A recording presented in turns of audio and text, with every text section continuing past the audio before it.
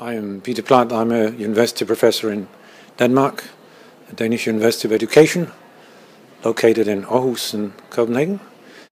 I've been a guidance counselor since my very young days, so I have about 40 years of experience in the field.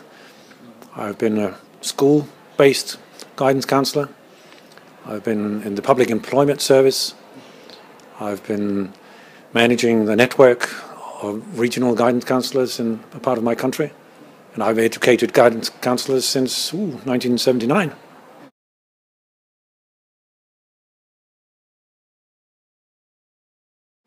Often when projects, EU projects, end, the whole structure collapses and nothing happens after that. Reports are left on the shelf and everybody would forget about it. One of the challenges, of course, is to prolong the life of projects beyond the actual project time.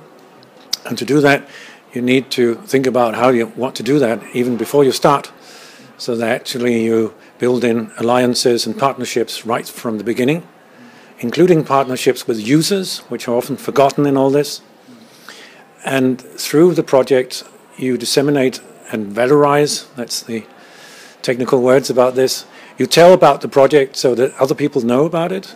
You write about it, you go to conferences and illuminate the general public.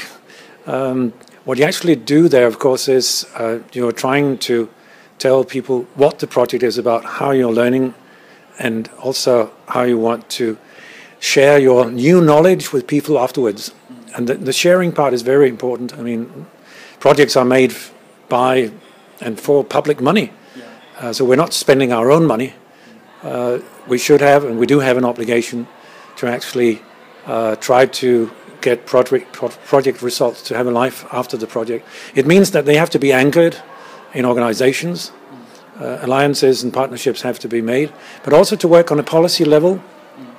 If you actually do work on a policy level, this could be regional or national policy level, you have to know the buzzwords.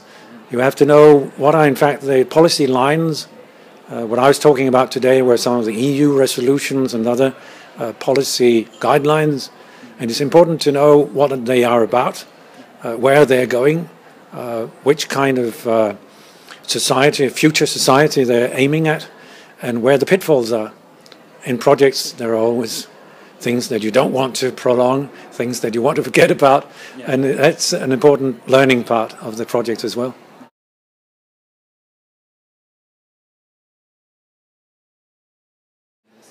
Well, one of the common pitfalls is that it becomes very important to get the project to run just for the project's own sake, and you forget sort of the wider context and the wider policies that you're part of.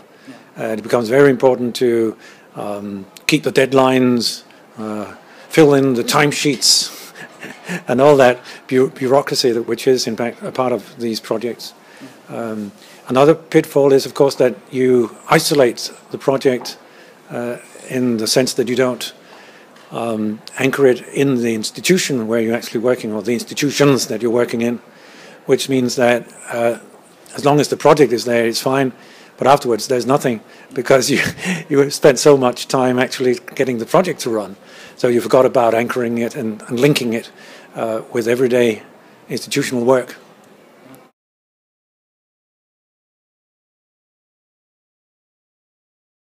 The Nordic countries are all working with the challenge to actually get guidance and counselling out to the people who actually need it. In some countries, this has been a very limited discussion. It means that we will do face-to-face guidance with some people, but we will leave most of the population to actually use the internet and databases, which might be an okay solution in some cases, but actually leaves a lot of people without anything. That's the main common challenge. Another challenge is that the professional standards and the professional competences of guidance experts, or so-called guidance experts in the Nordic countries, differ quite a bit. In some countries, you can actually become a counsellor walking directly in from the street. And in other countries, there are requirements to have a master's degree. So there's quite a bit of discrepancy here between the Nordic countries in terms of their formal and perhaps and informal competences in the field.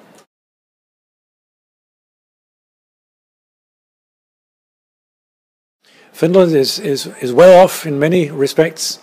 ICT is in many cases quite well integrated.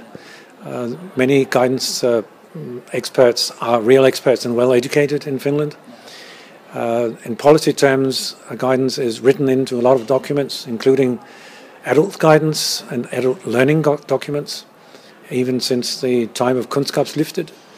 And in international terms, Finland is one of the leading figures in EU. It holds the secretary post of the European Lifelong Guidance Policy Network from Jyväskylä. So I would say guidance is well rooted in Finland. There's still a lot to do. And one of the things that is still a challenge also in Finland is how do we integrate career guidance and perhaps career learning in educational settings, especially perhaps in schools.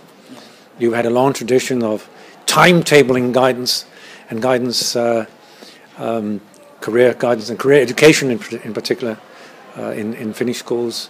That model is now being questioned in terms of career management skills. So there's still some work to be done there.